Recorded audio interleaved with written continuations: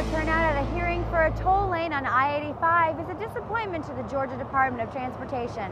The group wants the public to share its thoughts about the lane that will cover 16 miles of highway in Gwinnett County. I'm Rachel Garrett for GBC News, and this is what some residents are saying about the lane.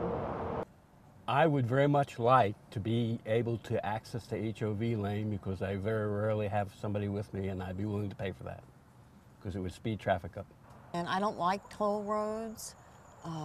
I think that we pay enough in our taxes and there's enough money going into transportation around here.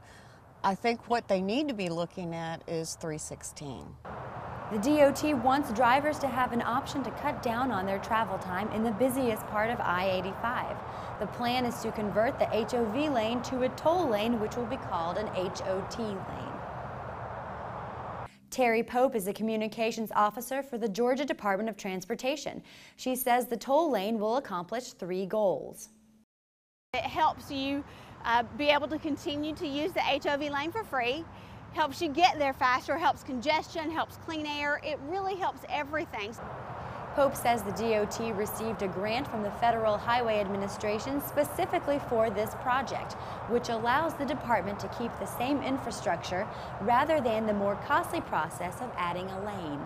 When you look at widening something like an interstate, especially, you've also got to widen every bridge that crosses that interstate. It's not just simply adding a lane.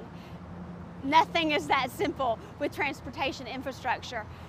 The DOT has a webpage dedicated to the project, complete with maps and pricing information. The group is inviting the public to submit their comments to the website at hotlanecomment@jacobs.com, and they're accepting those comments until Monday, November 23rd, at which point they're going to collect all of them and send them in the report to the Federal Highway Administration. And if the project is approved, construction will begin in January and will be completed in about 12 months. For GBC News, I'm Rachel Garrett. Thanks for watching.